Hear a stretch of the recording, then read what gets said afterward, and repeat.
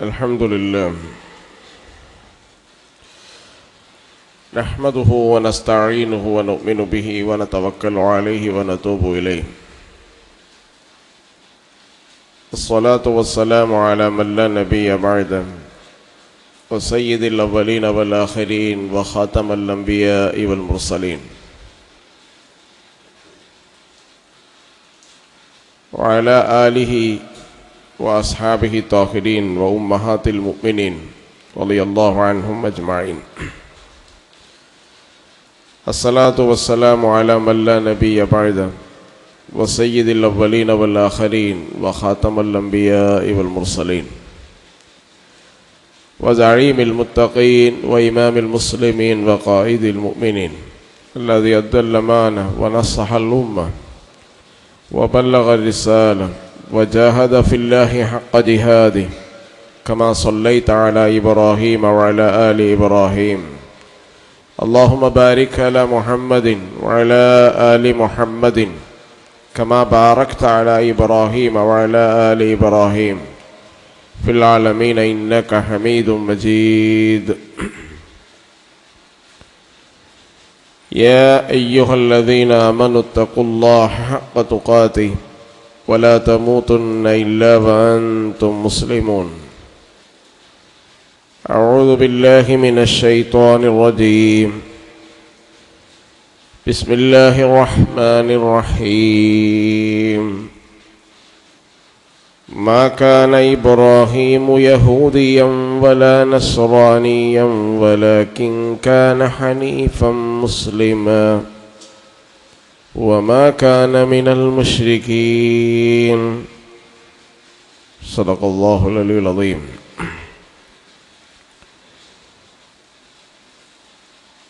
ആദരണീയരായ സഹോദരന്മാരെ, സഹോദരിമാരെ, സത്യവിശ്വാസികളെ, ജഗന്യന്താവായ അള്ളാഹുവിൻ്റെ വിധി വിലക്കുകൾ പാലിച്ചുകൊണ്ട് ജീവിക്കണമെന്നും ജീവിതത്തിൻ്റെ എല്ലാ ഇടപാടുകളും അവൻ്റെ നിർദ്ദേശങ്ങൾക്കനുസരിച്ച് ക്രമീകരിക്കണമെന്നും നമ്മുടെ അടക്കവും അനക്കവും അള്ളാഹു കാണുന്നുണ്ടെന്ന ബോധത്തോടു കൂടി ജീവിക്കണമെന്നും എന്നോടെന്ന പോലെ നിങ്ങളോടും വസിയത്ത് ചെയ്യുകയാണ്, ഉപദേശിക്കുകയാണ്.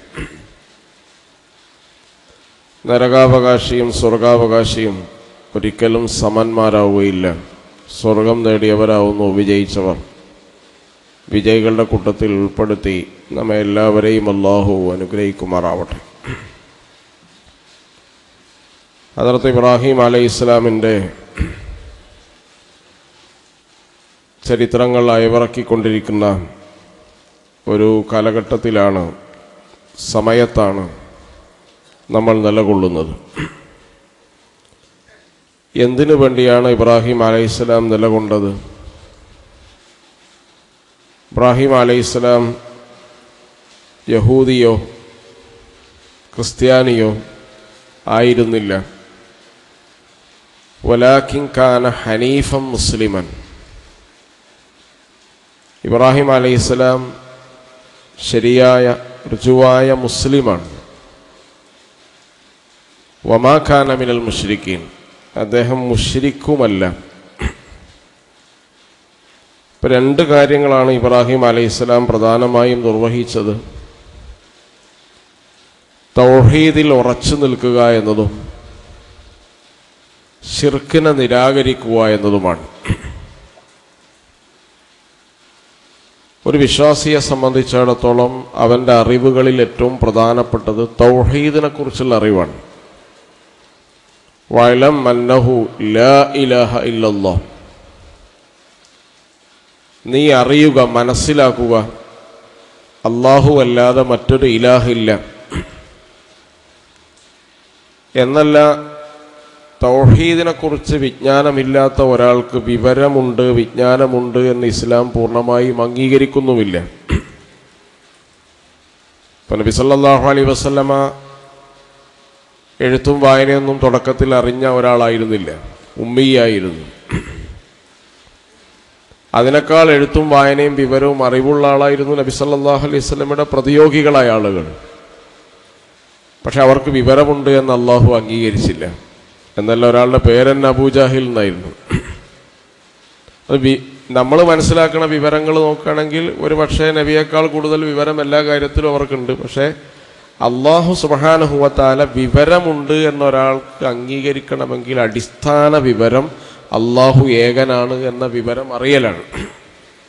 ലാ ഇലാഹ ഇല്ലല്ലാഹ് എന്ന് മനസ്സിലാക്കലാണ്. എല്ലാവരെ സംബന്ധിച്ചിടത്തോളം നിർബന്ധമാണ് ലാ ഇലാഹ ഇല്ലല്ലാഹയെ കുറിച്ചുള്ള അറിവ്, ജ്ഞാനമുണ്ടാവുക എന്ന് പറയുന്നു. അപ്പം അല്ലാഹു സുബ്ഹാനഹു വ തആല പറയാണ്, ഇബ്രാഹിം അലൈഹിസ്സലാം നിർവഹിച്ച പ്രതിജ്ഞയാണല്ലോ നമ്മളെല്ലാ നിസ്കാരത്തിലും നിർവഹിക്കുന്നത്. വജ്ജഹ്തു വജ്ഹിയ ലില്ലദീ ഫതറസ് സമാവാതി വൽ അർള് ഹനീഫൻ മുസ്ലിമൻ വമാ അന മിനൽ മുശ്രിക്കീൻ ഖുൽ ഇന്ന സ്വലാത്തി വനുസുകി വമഹ്യായ വമമാതി ലില്ലാഹി റബ്ബിൽ ആലമീൻ. ഇത് ഹദ്റത്ത് ഇബ്രാഹിം അലൈഹിസ്സലാം പറഞ്ഞതാണ്. ഈ പ്രതിജ്ഞ ലോകാവസാനം വരെ മുസ്ലിങ്ങൾ അവരുടെ നമസ്കാരത്തിൽ, അധിക മുസ്ലിങ്ങളും, എല്ലാ മുസ്ലിങ്ങളുടെയും പ്രാരംഭ പ്രാർത്ഥന അങ്ങനെയല്ല, വേറെയും പ്രാരംഭ പ്രാർത്ഥനകളുണ്ട്. ഇവിടെ അധിക മുസ്ലിങ്ങളും ഈ പ്രതിജ്ഞയാണ് നിർവഹിക്കുന്നത്.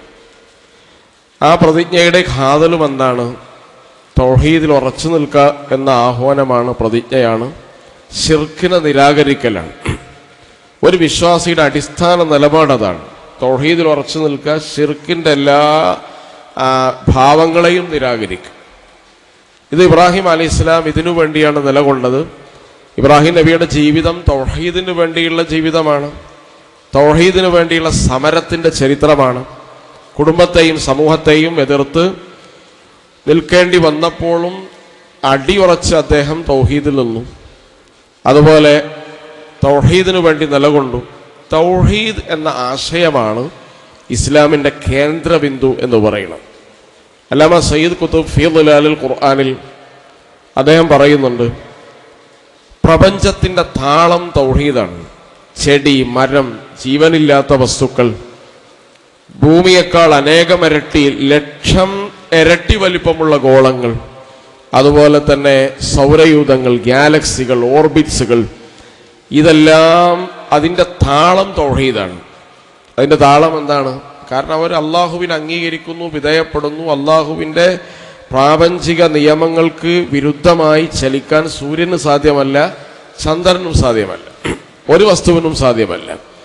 അപ്പോൾ അതുകൊണ്ട് പ്രപഞ്ചത്തിൻ്റെ താളമാണ് തൗഹീദ്. ആ തൗഹീദിലേക്ക് മനുഷ്യനെ കൂടി ക്ഷണിക്കുക എന്ന പ്രോസസ്സാണ് പ്രവാചകന്മാർ ലോകത്ത് ചെയ്തത്.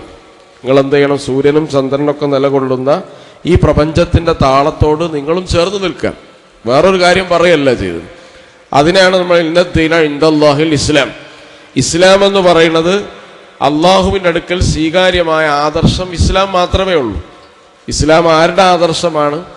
സൂര്യനും ചന്ദ്രനും പ്രപഞ്ചത്തിലെ സകല വസ്തുക്കളുടെയും ആശയവും ആദർശവുമാണേത്? ഇസ്ലാം എന്ന് പറയും. അതിൻ്റെ കൂടെ മനുഷ്യരും ചേർന്ന് നിൽക്കുക. മനുഷ്യനൊരു സ്വാഭാവികമായി മനുഷ്യനൊരു വ്യതിരക്തത ഉണ്ടായി. ആ വ്യതിരക്തത എന്ന് പറയുന്നത് എന്താണ്? ഇത് തിരഞ്ഞെടുക്കാനും തിരസ്കരിക്കാനുമുള്ള സ്വാതന്ത്ര്യം മനുഷ്യന് നൽകി. അപ്പം മനുഷ്യൻ തിരഞ്ഞെടുക്കുന്നത് പ്രപഞ്ചത്തിൻ്റെ വ്യവസ്ഥയാണോ, അതുപോലെ തന്നെ പ്രപഞ്ചത്തിന് വിരുദ്ധമായ വ്യവസ്ഥയാണോ എന്നതാണ് വളരെ പ്രധാനപ്പെട്ട കാര്യമെന്നും. അത് ലാ ഇലാഹ ഇല്ലല്ലാഹ് എന്നത് യഥാർത്ഥത്തിൽ ബഹുദൈവ സമൂഹത്തിൽ യജമാനന്മാർ കൂടുതലായിരിക്കും. ബഹുദൈവ വിശ്വാസത്തിൽ യജമാനന്മാർ കൂടുതലായിരിക്കും. ബഹുദൈവ വിശ്വാസമാണ് ഈ പ്രപഞ്ചത്തിൻ്റെ വ്യവസ്ഥ എങ്കിൽ ഒരിക്കലും ഈ പ്രപഞ്ചത്തിന് താളം നിലനിർത്തി മുന്നോട്ട് പോകാൻ കഴിയില്ല. വിശുദ്ധ ഖുർആൻ അത് പറഞ്ഞിട്ടുണ്ട്. ഈ പ്രപഞ്ചത്തിന് ഒന്നിലധികം ഇലാഹുകൾ ഉണ്ടായിരുന്നെങ്കിൽ ഒരിക്കലും ഇപ്പോൾ നിങ്ങൾ കാണുന്ന ഈ പ്രപഞ്ചം ഇതുപോലെ നിലനിൽക്കുമായിരുന്നില്ല. അപ്പം അതുകൊണ്ട് നിങ്ങൾ അതിനെക്കുറിച്ച് ആലോചിക്കണം, ചിന്തിക്കണമെന്ന് പറയുന്നു. തൗഹീദിൻ്റെ ഒരു എക്സിക്യൂഷൻ എന്ന് പറയുന്നത്, തൗഹീദിനെ നടപ്പിലാക്കുന്ന ചില മൂല്യങ്ങളുണ്ട്. ആ മൂല്യങ്ങളില്ലാതെയായാൽ ഇതിനേറെ ഓപ്പോസിറ്റാണ് ശിർക്കിൻ്റെ മൂല്യങ്ങൾ എന്ന് പറയുന്നത്. അപ്പോൾ തൗഹീദിൽ അധിഷ്ഠിതമായ മൂല്യങ്ങളാണ് ഭൂമിയിൽ ഏറ്റവും നല്ല മൂല്യങ്ങൾ. അതിലൊന്നാമത്തെ വിശുദ്ധ ഖുർആൻ പറയുന്ന ആദിലാണ്, നീതിയാണ്. രണ്ടാമത്തെ എന്താണ്? വിശുദ്ധ ഖുർആൻ തന്നെ പറയുന്നത് ഇഹ്സാനാണ്, യുക്തിഭദ്രമാണ്. മൂന്നാമത്തെ എന്താണ്?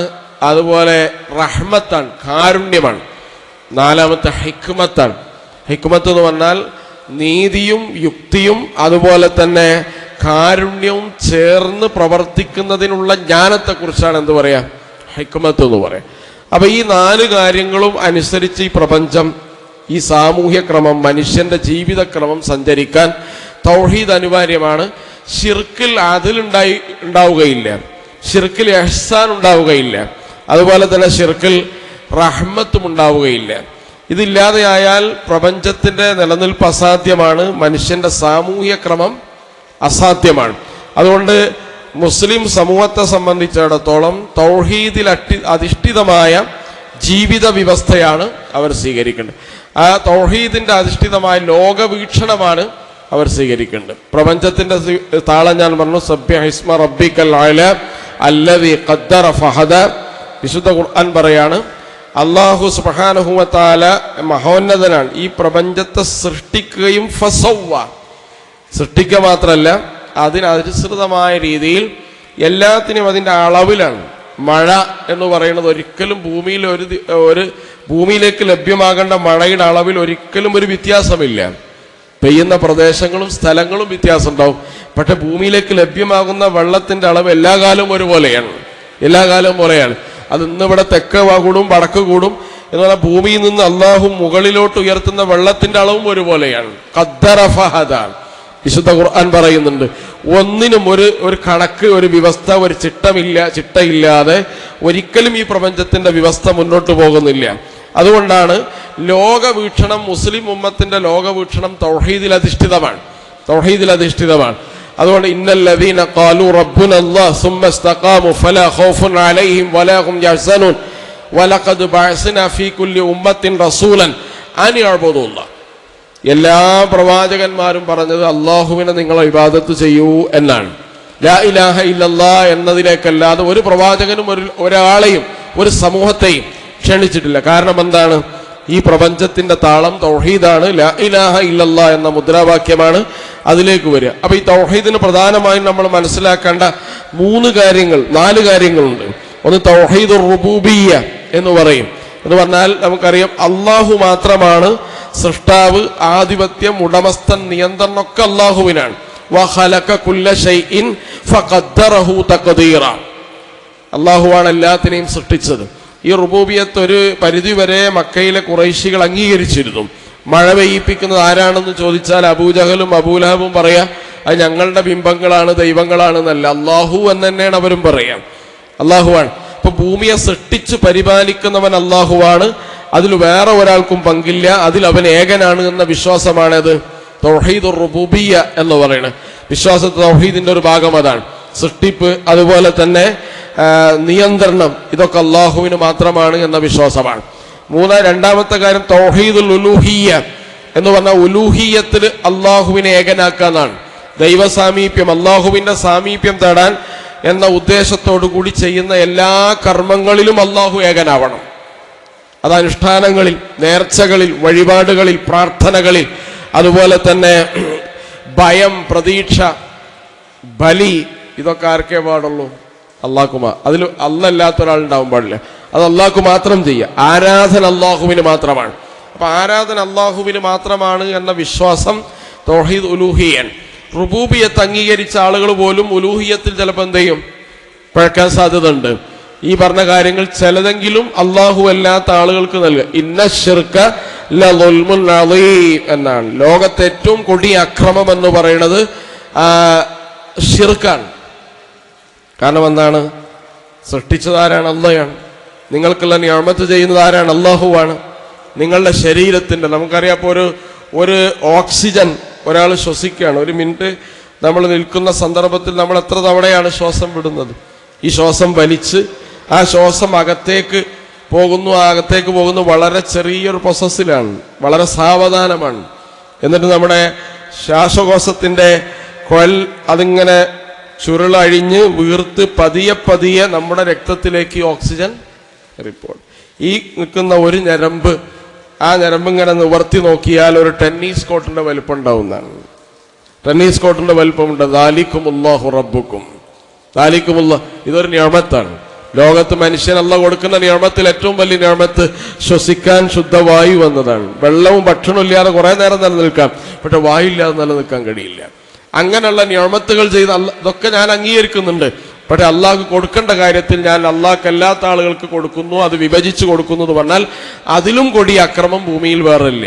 അതുകൊണ്ടാണ് ഇന്ന ശിർക്ക് ലദുൽമുൻ അളീം. മനുഷ്യന് ഭയം, അള്ളാഹുവിനെ മാത്രമേ ഭയപ്പെടാൻ പാടൂ. ആരിലെങ്കിലും പ്രതീക്ഷ നിങ്ങൾ സമർപ്പിക്കുന്നതിൽ അള്ളാഹുവിൽ മാത്രമേ നമുക്ക് പ്രതീക്ഷ വെക്കാൻ പാടുള്ളൂ. വേറെ ഒരാളെ, വേറൊരു വിഗ്രഹത്തെ, ബിംബങ്ങളെ, ശക്തിയെ, വ്യക്തിയെ, അല്ലെങ്കിൽ പുണ്യപുരുഷന്മാരെ, പ്രവാചകന്മാരെ ഒന്നും ഭയത്തിന്റെയും പ്രതീക്ഷയുടെയും മാനദണ്ഡങ്ങളാക്കാൻ പാടില്ല. എല്ലാ വിചാരങ്ങളും അള്ളാഹുവുമായി ബന്ധപ്പെട്ടതാണ്. അതുകൊണ്ട് അള്ളാഹുവിന് പൂർണ്ണമായും അനുഷ്ഠാനങ്ങളിൽ അള്ളാഹുവിനെ ഏകനാക്കുക എന്നതാണ്. അതുകൊണ്ടാണ് ഇന്നനി അനല്ലാഹു ലാ ഇലാഹ ഇല്ല അന ഫഅബ്ദുനി വഅഖിമിസ് സ്വലാത ലിദിക്രി. നിങ്ങൾ ആരാധിക്കുക, ഞാനാണ് ഏകനായ അല്ലാഹു. ഫഅബ്ദുനി, നിങ്ങൾ എന്നെ മാത്രം ആരാധിക്കുക, ഞാൻ ഏകനാണ്. വഅഖിമിസ് സ്വലാത ലിദിക്രി, എൻ്റെ ഓർമ്മയ്ക്ക്, എൻ്റെ സ്മരണയ്ക്ക് വേണ്ടി നമസ്കാരം നിലനിർത്തുക. അപ്പൊ അനുഷ്ഠാനങ്ങളിൽ അള്ളാഹുവിന് ഏകൻ, അള്ളാഹുവിന്റെ സാമീപ്യം തേടാൻ നമ്മൾ ചെയ്യുന്ന കർമ്മങ്ങൾ, വികാരങ്ങൾ, വിചാരങ്ങളിലെല്ലാം അള്ളാഹു ഏകനാണ് എന്ന വിശ്വാസമാണ് തൗഹീദ് ഉലൂഹിയ എന്ന് പറയുന്നത്. മൂന്നാമത്തെ തൗഹീദുൽ അസ്മാ വസ്സിഫാത്ത്. അള്ളാഹുവിന് കുറെ നാമങ്ങളുണ്ട്. വിശുദ്ധ ഖുർആൻ വലില്ലാഹി അസ്മാഉൽ ഹുസ്ന, അള്ളാഹുവിന് ധാരാളം വിശിഷ്ട നാമങ്ങളുണ്ട്. ലൈസ കമിസ്ലിഹി ഷൈഉൻ, അവനെ പോലെ വേറൊന്നില്ല. ലൈസ കമിസ്ലിഹി ഷൈഉൻ, ഇത് അടിസ്ഥാന വിശ്വാസമാണ്. അതുപോലെ തന്നെ വഹുവസ് സമീഉൽ ബസീർ, അതൊരു സിഫത്താണ്. സമീഉ ബസീർ, കേൾക്കുന്നവൻ അല്ലാഹുവാണ്. അള്ളാഹു അല്ലാത്ത ആൾ കാര്യകാരണങ്ങളില്ലാതെ എവിടെ നിന്ന് വിളിച്ചാലും എങ്ങനെ വിളിച്ചാലും അള്ളാഹു കേൾക്കും എന്നതാണ് സമീഅ എന്ന് പറയുന്നത്. അതിന് ദൂരം പ്രശ്നമല്ല, മറ്റു മാനദണ്ഡങ്ങൾ ആവശ്യമില്ല. നിങ്ങൾ ഇവിടെ നിൽക്കുന്ന ഒരാളെ, സൗദിയിൽ നിൽക്കുന്ന ഒരാളെ എപ്പോൾ വിളിച്ചാൽ കേൾക്കും. പക്ഷെ എന്ത് വേണം? മൊബൈലിൽ സിമ്മ് വേണം, നെറ്റ് വേണം, റീചാർജ് ചെയ്യണം. ആ സംവിധാനങ്ങളൊക്കെ ഉണ്ടായാൽ സൗദിയിൽ ഒരാൾ കേൾക്കും. ഇതില്ലെങ്കിൽ സൗദിയിൽ ഒരാൾ കേൾക്കും എന്ന് വിശ്വസിക്കാൻ പറ്റില്ല. കാര്യകാരണങ്ങളില്ലാതെ എവിടെ നിന്ന് വിളിച്ചാലും കേൾക്കുന്നവൻ സമീഅ ആര് മാത്രമേ ഉള്ളൂ? അള്ളാഹുവാണ്. അവിടെ വല്ലാ നിലത്തുനിന്നും എന്നെ വിളിപ്പോർക്ക് വായിക്കൂടാതുത്തീരം നൽകും ഞാൻ എന്നോവർ എന്ന് പറഞ്ഞാൽ അത് ശരിയല്ല. സമീഅ ആര് മാത്രമേ ഉള്ളൂ? എവിടെ നിന്ന് വിളിച്ചാലും വായി ഇങ്ങനെ കൂടുന്നതിന് മുമ്പ് അതിന് ഞാൻ ഉത്തരം നൽകും എന്നൊരു ഷെയ്ഖോ ഒരു കോജയോ ഒരു വലിയ ആര് പറഞ്ഞാലും അത് ശരിയല്ല. സമീഅ എന്ന് പറയുന്നത് ആരാണ്? അള്ളാഹുവാണ്. ബസീർ എന്ന് പറയുന്ന അള്ളാഹുവാണ്. നമ്മളിങ്ങനെ കാണണം, ഇങ്ങനെ മുന്നിലുള്ള ആളെ നിങ്ങൾക്ക് കാണാം, പക്ഷെ ആ കാണേണ്ട ആളുടെ ഹൃദയത്തിന്റെ ഉള്ളിൽ എന്താണെന്ന് നിങ്ങൾക്ക് മനസ്സിലാക്കാൻ പറ്റില്ല. നമ്മൾ ദൃശ്യപ്പെടുന്ന കാര്യത്തിന്റെ തന്നെ മറഞ്ഞ ഒരുപാട് കാര്യങ്ങളുണ്ട്. നമ്മൾ നിരന്തരം കാണുന്ന ഒരു മരം, അല്ലെങ്കിൽ നിരന്തരം കാണുന്ന ഒരു മനുഷ്യൻ, ഇതിനൊക്കെ നമുക്ക് കാണുന്നത് മരമാണെന്ന വിവരം നിങ്ങൾക്കുണ്ട്. പക്ഷെ ആ മരത്തിന്റെ ഭാവി, വർത്തമാനം, ഇങ്ങനെ എല്ലാ കാര്യങ്ങളും, ഒരു മനുഷ്യന്റെ രീതി, സ്വഭാവം, പെരുമാറ്റം, ഉള്ളിലുള്ള വികാരങ്ങൾ ഇതൊന്നും നിങ്ങൾക്ക് മനസ്സിലാവൂല. കാണുന്നതിനെ കുറിച്ചുള്ള അറിവ് തന്നെ വളരെ കുറവാണ്. അപ്പൊ അല്ലാഹു സുബ്ഹാനഹു വ തആല ബസീറാൻ, ഏത് അതിന് മാനദണ്ഡങ്ങളില്ല. അതുകൊണ്ട് കുഫി അകത്തുള്ള വസ്തുവിനെ പോലെ കമാൻ ഞാൻ നിങ്ങളെ കൽഭാഗമെന്നോവർ എന്ന് പറഞ്ഞാൽ അത് സൃഷ്ടിക്ക് അനുവദിച്ചു കൊടുക്കാൻ പറ്റൂല. നിങ്ങളുടെ ഹൃദയത്തിലുള്ള ഒരു കാര്യം നിങ്ങളുടെ വെള്ള കുപ്പിയിലുള്ള ഒരു കാര്യത്തെ പോലെ ഞാൻ കാണും എന്ന് ആര് പറഞ്ഞാലും അത് അള്ളാഹു അല്ലാത്ത ഒരാൾക്ക് വകവെച്ചു കൊടുക്കാൻ കഴിയില്ല. അപ്പൊ അള്ളാഹുവിന്റെ സിഫത്ത് അള്ളാഹുവിന് മാത്രമാണ്. സമീഉ, ബസീർ, റഹീം എന്ന് പറയുന്ന എല്ലാ സിഫത്തുകളും ആർക്കാണ്? അള്ളാഹുവിന് മാത്രം. അപ്പൊ അസ്മാഉ വസ്സിഫാത്ത്, അള്ളാഹുവിന് തത്തുല്യമായ ഒരു നാമം വേറെ ഒരാൾക്കുണ്ട്, ഒരു സിഫത്തുണ്ട് എന്ന് വിശ്വസിക്കൽ ഒരാൾ ഇസ്ലാമിൽ നിന്ന് പുറത്തു പോവാനുള്ള കാരണമാണ്. അപ്പൊ മൂന്നാമത്തെ ഭാഗമാണ്. നാലാമത്തെ ഏറ്റവും പ്രധാനപ്പെട്ട ഭാഗം തൗഹീദുൽ ഹാക്കിമിയ്യത്താണ്. അലാ ലഹുൽ ഖൽഖു വൽ അംർ, നിങ്ങളെ സൃഷ്ടിച്ചത് അള്ളാഹുവാണ്, അതുകൊണ്ട് അള്ളാഹുവിന് നിങ്ങളെ ഇബാദത്ത് ചെയ്യണം. അതുപോലെ തന്നെ അള്ളാഹുവിന് സമാനമായ സിഫത്തുകളോ നാമങ്ങളോ വേറെ ഒരാൾക്ക് ചാർത്തി കൊടുക്കാനോ ആ വിശേഷണങ്ങൾ ഉണ്ട് എന്ന് പറയാൻ നമുക്ക് കഴിയില്ല. അതേപോലെ തന്നെ നമുക്ക് അള്ളാഹുവിന് സൃഷ്ടിപ്പ് അള്ളാഹുവിനായതുകൊണ്ട് മിൽക്ക് അള്ളാഹുവിനാണ്, ഉടമസ്ഥാവകാശം ആർക്കാണ്? അള്ളാഹുവിനാണ്. മുൽക്ക് ആർക്കാണ്? അധികാരം, ആധിപത്യം ആർക്കാണ്? അള്ളാഹുവിനാണ്. കാരണം അലാ ലഹുൽ ഖൽഖ് വൽ അംർ, ഖൽഖ് ആർക്കാണോ ആ ശക്തിക്ക് മാത്രമാണ് അമ്രുണ്ടാവുക, കൽപ്പിക്കാനുള്ള അധികാരം ഉണ്ടാവുക. അതുകൊണ്ട് ഇനിൽ ഹുക്മു ഇല്ലാ ലില്ലാ. നാലാമത്തെ ഏറ്റവും പ്രധാനപ്പെട്ട തൗഹീദാണ് ഇനിൽ ഹുക്മു ഇല്ലാ ലില്ലാ. അള്ളാഹുവിനല്ലാതെ നിയമമില്ല, ഹുക്കുമില്ല എന്ന് പറഞ്ഞ നിയമം നിർമ്മിക്കാനുള്ള അധികാരം ആർക്കാണ്? അള്ളാഹുവിനാണ്. നിങ്ങളെല്ലാവരും കൂടിയിട്ട് ഒരു പാർലമെന്റ് ഉണ്ടായി, അല്ലെങ്കിൽ എന്തെങ്കിലും ഒരു സംവിധാനം ഉണ്ടായിട്ട് ആ 100 ആളുണ്ടെങ്കിൽ അത് 51 പറയാണ് മദ്യം ഹലാലാണ് എന്ന് പറഞ്ഞാൽ വോട്ടിലിട്ടപ്പോൾ 100 ആളിൽ 55 അല്ലെ 60 ആളും മദ്യം ഹലാലാണെന്ന് വോട്ട് ചെയ്തു. പക്ഷെ ഒരു വിശ്വാസിക്ക് അതുകൊണ്ട് എന്ത് ചെയ്യില്ല? മദ്യം അനുവദനീയമാവില്ല. കാരണം അവന്റെ ജീവിതത്തിന്റെ എല്ലാ മേഖലകളിലും ശരിയും തെറ്റും തീർപ്പാക്കാനുള്ള അധികാരം ഇനിൽ ഹുക്കുമു ഇല്ലാലില്ല, അള്ളാഹുവിനാണ്. ഈ മൂന്ന് നേരത്തെ പറഞ്ഞതുപോലെ തൗഹീദിന്റെ പാർശ്വഭാഗങ്ങൾ അംഗീകരിക്കുന്ന ആളുകൾ, വിശ്വസിക്കുന്ന ആളുകളുണ്ട്. ഈ നാലാമത്തെ കാര്യം വരുമ്പോൾ ചിലപ്പോൾ ആളുകൾ മഹാനായ ഇബ്രാഹിം അലൈഹിസ്സലാം തർക്കിച്ചത് ആരോടാണ്? നമ്രൂദിനോടാണ്. നമ്രൂദിന്റെ കൊട്ടാരത്തിൽ ചെന്നിട്ട് പറയാണ്, അള്ളാഹു ജീവിപ്പിക്കുന്ന ഇന്നല്ലാഹ യുഹീ വ യുമീത്, അള്ളാഹ് ജീവിപ്പിക്കുന്നവനും മരിപ്പിക്കുന്നവനാണ്. അന ഉഹീ വ ഉമീത്. നമ്രൂദ് എഴുന്നേറ്റ് പറയാൻ, അതിനെന്താ കുഴപ്പം? ഞാനും ജീവിപ്പിക്കുന്ന ആളാണ്, ഞാനും മരിപ്പിക്കുന്ന ആളാണ്. രണ്ടാളോട് വരാൻ പറഞ്ഞു, ഒരാളെ തട്ടി, കണ്ട ഒരാളെ ഞാൻ കൊന്നു, ഒരാളോട് വീട്ടിൽ പോകാൻ പറഞ്ഞു, ഒരാളെ ഞാൻ ജീവിപ്പിച്ചു. ഞാനും എൻ്റെ അള്ളയും തമ്മിൽ എന്ത് വ്യത്യാസമാണുള്ളത്? എന്ത് വ്യത്യാസമുള്ള? അപ്പൊ ഇബ്രാഹിം അലൈഹിസ്സലാം പറഞ്ഞല്ലോ, ഇന്നല്ലാഹ യഅതി ബിശംസി മിനൽ മഗ്രിബ് മശ്രിഖ് ഫഅതി ബിഹാ മിനൽ മഗ്രിബ്. എന്റെ റബ്ബ് എന്താണ്? സൂര്യനെ കിഴക്കുന്ന് കൊണ്ടുവരുന്നവനാണ്. സാധിക്കുമെങ്കിൽ ഈ പടിഞ്ഞാറുന്ന് സൂര്യനെ ഉദിപ്പിക്ക്. ഫബുഹിതല്ലദീ കഫർ, നിഷേധിയായാളും. അപ്പൊ യഥാർത്ഥത്തില് ഒരാളെ ജീവിപ്പിക്കാനും മരിപ്പിക്കാനും ശേഷിയുണ്ടെന്ന് വിശ്വസിക്കുന്ന ആളല്ല ആര്? നമ്രൂദ് എന്ന് പറയുന്ന ആള്. അതുപോലെ തന്നെ ഫറോവ എന്ന് പറയുന്ന ഏകാധിപതി, അന റബ്ബുക്കുമുൽ അഅ്ല, ഞാനാണ് ഏറ്റവും വലിയ റബ്ബ് എന്ന് ചോദിച്ചാൽ ഫറോവനോട് പറയാ, ഈ കാണുന്ന ജനങ്ങളെ മുഴുവൻ സൃഷ്ടിച്ച നീയാണോ എന്ന് ചോദിച്ചാൽ ഫറോവ തന്നെ പറയും, ഞാനല്ല. ഞങ്ങൾക്ക് വേണ്ട മഴ തരുന്നത് ആരാണ് എന്ന് ചോദിച്ചാൽ ഫറോ, പിന്നെ എന്തിനാണ് അന റബ്ബുക്കുമുൽ അഅ്ല? ഈ കാര്യങ്ങളൊക്കെ ചെയ്യാനുള്ള അധികാരം, അതിന് യെസ് ഓർ നോ പറയാനുള്ള അധികാരം എനിക്കേ ഉള്ളൂ. നിങ്ങൾ ഏത് വിഗ്രഹത്തെ വേണമെങ്കിലും പൂജിച്ചോ, പക്ഷെ അത് പൂജിക്കണ്ടെന്ന് ഞാൻ ഓർഡർ വിട്ടാൽ പിന്നെ അമ്പലത്തിൽ പോകാൻ പറ്റൂല. തീരുമാനിക്കേണ്ട അധികാരം ആർക്കാണ്? എനിക്കാണ്. അതുകൊണ്ടാണ് ഇപ്പൊ വഖഫ് നിയമമൊക്കെ വന്ന സമയത്ത് നിങ്ങൾ എടുത്ത് പരിശോധിച്ചാൽ പ്രത്യേകം മനസ്സിലാകാൻ കഴിയും. വഖഫ് നിയമത്തിന്റെ അടിസ്ഥാനം എന്താണ്? നിങ്ങൾ എവിടെ വഖഫ് ഭേദഗതി നിയമം ഇവിടെ പാസ്സായി, ആ സമയത്ത് ഇത് ഖബർസ്ഥാനാണോ അല്ലേ, അതുപോലെ തന്നെ പള്ളിയാണോ അല്ലേ എന്ന് തീരുമാനിക്കാൻ അധികാരം ഇത് വഖഫാണ്. ആണ് വിശ്വാസം അനുസരിച്ച് ഇത് പള്ളിക്ക് വേണ്ടി വഖഫ് ചെയ്താൽ നമ്മുടെ വിശ്വാസം അനുസരിച്ച് എന്താണ്? ഇത് വഖഫാണ്. ഒരാൾ കയ്യേറിയിട്ട് ഇത് വഖഫാണോ അല്ലേ എന്ന സംശയ അടിസ്ഥാനപ്പെടുത്തി ഒരാൾ കോടതിയിൽ കേസ് പോയാൽ അത് തീർപ്പാക്കുന്നത് വരെ പിന്നെന്താവൂല? പള്ളിയാവൂല, ഖബർസ്ഥാനാവൂല. അതാണല്ലോ വഖഫ് ഭേദഗതി നിയമം എന്ന് പറഞ്ഞാൽ. നിങ്ങളുടെ പക്കാ മതകാര്യങ്ങൾ എന്ന് പറയുന്ന കാര്യത്തിൽ പോലും അത് അങ്ങനെയാണോ അല്ലേ എന്ന് തീരുമാനിക്കാനുള്ള അധികാരം ആർക്കാണ്? കോടതിക്കാണ്, രാഷ്ട്രീയത്തിനാണ്.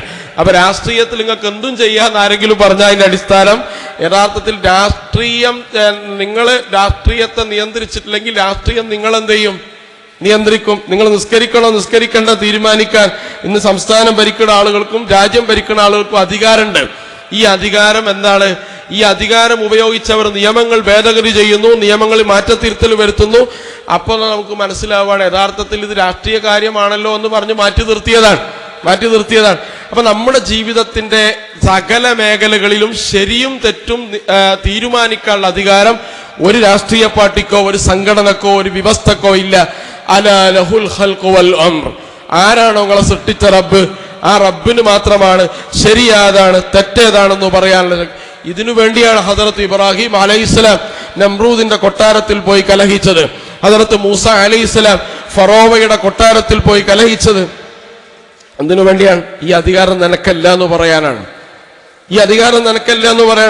ഫറോവന്റെ അടുത്ത് മൂസ അലൈഹിസ്സലാം ചെന്നിട്ട് പറയാണ്, ഞാനിവിടെ ഒരു സംഘം ആളുകളെ സംഘടിപ്പിച്ചിട്ട് ഞങ്ങൾക്ക് നിസ്കരിക്കാൻ ഒരു പള്ളി, ഫറോവ തന്നെ ഏറ്റവും നല്ല ഡിസൈനുള്ള ഒരു പള്ളി ഉണ്ടാക്കി കൊടുക്കും. കാരണം അത് ഫറോവയെ ഭയപ്പെടുത്തുന്ന കാര്യമില്ല.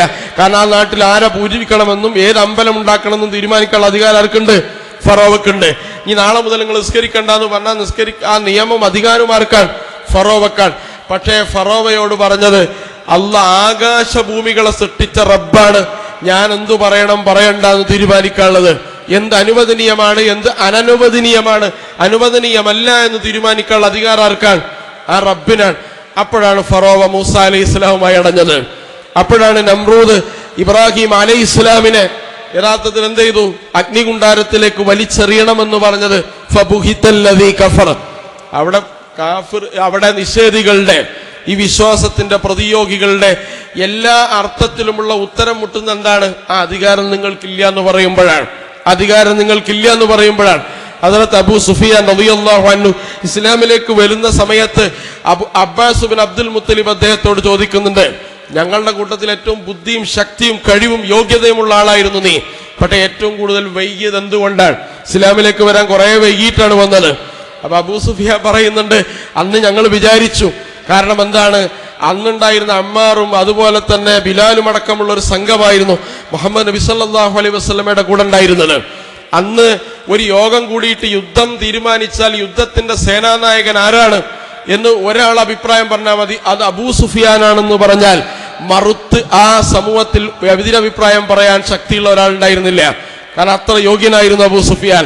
ഈ കാര്യങ്ങൾ ഇന്നത്തെ ഇവിടത്തെ ഹജ്ജിന്റെ അധിപൻ ആരാണ്, ഇതിന്റെ അധികാരി ആരാണ്, ഹജ്ജ് സീസണിലെ യോഗം കൂടിയിട്ട് ധാരണതയിൽ ഞങ്ങൾ തീരുമാനിച്ചാൽ ആരെങ്കിലും ഒരാൾ അബൂ സുഫിയാന്റെ പേര് പറഞ്ഞാൽ അബൂ സുഫിയാൻ അല്ല മറ്റൊരാൾ വേണമെന്ന് പറയാൻ അവിടെ ധൈര്യം ഉണ്ടായിരുന്നില്ല.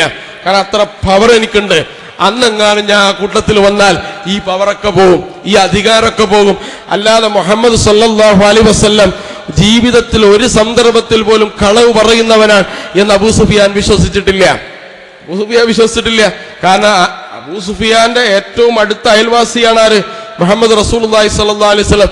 വിവാഹശേഷം ഖദീജയുടെ വീട്ടിലായിരുന്നു നബി സല്ലല്ലാഹു അലൈഹി വസല്ലം താമസിച്ചിരുന്നത്. അബൂ സുഫിയാന്റെ അയൽവാസിയാണ്. അതുകൊണ്ടാണല്ലോ മകൻ മുആവിയയോട് അബൂ സുഫിയാൻ റളിയല്ലാഹു അൻഹു പറയാൻ, മുആവിയ കുട്ടിയായ സന്ദർഭത്തിൽ പറയുന്നു, നീ വഴിയിലൂടെ പോകുന്ന സമയത്ത്, വാഹനവുമായി പോകുന്ന സമയത്ത് മുഹമ്മദിനെ കണ്ടാൽ നീ അവിടെ നിർത്തണം, എന്നിട്ട് അദ്ദേഹത്തോട് വാഹനത്തിൽ കയറാൻ പറയണം. അദ്ദേഹം കയറുന്നില്ല എന്ന് കണ്ടാൽ നീ വാഹനത്തിൽ ഇറങ്ങിയിട്ട് രണ്ടുപേരും ഒരുമിച്ച് നടന്നു പോകണം. അദ്ദേഹത്തെ ഓവർടേക്ക് ചെയ്തു പോകരുത്. കഠിന നിഷേധിയായ കാലത്ത് മകന് കൊടുത്ത വസിയത്താണ്. കാരണം എന്താണ്, അദ്ദേഹത്തിന് അറിയാം മുഹമ്മദ് സല്ലല്ലാഹു അലൈഹി വസല്ലം കളവ് പറയില്ല. പക്ഷെ തന്റെ അധികാരം, പള്ളി കമ്മിറ്റി, അതുപോലെ തന്നെ നാട്ടിലെ കാരണവര് ഈ സ്ഥാനമൊക്കെ നഷ്ടോ, ലാ ഇലാഹ ഇല്ലല്ലാഹ് എന്ന് പറഞ്ഞാൽ ആധിപത്യത്തിന് അർഹൻ അല്ലാഹുവാണ് എന്ന് വിശ്വസിച്ച് കഴിഞ്ഞാൽ സകലതും ത്യജിക്കേണ്ടി വരും. അത് കുറച്ച് റിസ്ക് ഉള്ള കാര്യമാണ്. നിനക്ക് എന്താണ് വേണ്ടത് മുഹമ്മദ് എന്ന് ചോദിച്ചു വന്നു. പള്ളി തന്നെ വേണം എന്ന് പറഞ്ഞാൽ ആരുണ്ടാക്കി കൊടുക്കും? മുഹമ്മദ് സല്ലല്ലാഹു അലൈഹി വസല്ലമക്ക് അവരെന്നെ പൈസ പിരിച്ചിട്ടാക്കി കൊടുക്കും. ഏറ്റവും നല്ല ഒരു സൗന്ദര്യമുള്ള പെണ്ണിനെ വിവാഹം കഴിക്കലാണ്, അത് ഞങ്ങൾ സംഘടിപ്പിച്ചു തരും. പക്ഷെ അതല്ല, ലാ ഇലാഹ ഇല്ലല്ലാഹ് തദീനു ലക്കുമുൽ അറബു വൽ അജം. ലാ ഇലാഹ ഇല്ലല്ലാഹ് പറഞ്ഞാൽ അറബികളും അജമികളും കീഴ്പ്പെടും. അങ്ങനത്തെ ലാ ഇലാഹ ഇല്ലല്ലാഹ് നിങ്ങൾ പറഞ്ഞാലാണ് അതിന് സ്വാധീനമുണ്ടാവുക. അതാണ് നിങ്ങളുടെ ജീവിതത്തെ അടക്കി ഭരിക്കുന്ന തൗഹീദ് എന്ന് പറയുന്നത്. ഈ 4 ഭാഗങ്ങളുമുള്ള തൗഹീദാണ് ലോകത്ത് പ്രവാചകന്മാർ എല്ലാ കാലങ്ങളിലും സമുദായങ്ങളിലും പ്രബോധനം ചെയ്തത്. അത് മനസ്സിലാക്കി നമ്മൾ അവിടെ പ്രബോധനം ചെയ്തപ്പോൾ അതിന്റെ പ്രതിയോഗികൾക്ക് ഈ തൗഹീദിന്റെ എല്ലാ ആശയവും അതിന്റെ ഗാംഭീര്യത്തിൽ മനസ്സിലായതുകൊണ്ടാണ് കഠിന ശത്രുതയും അവർ വെച്ചു പുലർത്തിയത്. ഹദ്റത്ത് ഇബ്രാഹിം അലൈഹിസ്സലാമിന്റെ സ്മരണകൾ ആലോചിക്കുന്ന സമയത്ത് നമ്മൾ ഏറ്റവും കൂടുതൽ മനസ്സിലാക്കേണ്ടത് നമ്മുടെ അടിസ്ഥാന ആദർശത്തെക്കുറിച്ചാണ്. തൗഹീദിന്റെ ഇനങ്ങൾ, തൗഹീദ് എന്ന് പറയുന്ന വിശ്വാസങ്ങൾ, തൗഹീദ് എന്ന് പറയുന്ന വിശ്വാസം, ആ വിശ്വാസത്തെ നമ്മുടെ ജീവിതത്തെ എങ്ങനെ രൂപപ്പെടുത്തുന്നു എന്ന് മനസ്സിലാക്കൽ നിർബന്ധമുള്ള ആളുകളാണ് ഓരോ വിശ്വാസിയും എന്ന് പറയുന്നത്. ഏകനായ അള്ളാഹുവിനെ ജീവിതത്തിന്റെ മുഴുവൻ താളക്രമങ്ങളിലും തീർപ്പ് കൽപ്പിക്കാൻ അധികാരമുള്ളവനാക്കി പ്രതിഷ്ഠിക്കലാണ് തൗഹീദിന്റെ ഖാദൽ എന്ന് പറയുന്നത്. അത് നിർവഹിക്കാൻ അല്ലാഹു സുബ്ഹാനഹു വ തആല നമുക്കെല്ലാവർക്കും തൗഫീഖ് പ്രദാനം ചെയ്യുമാറാവട്ടെ.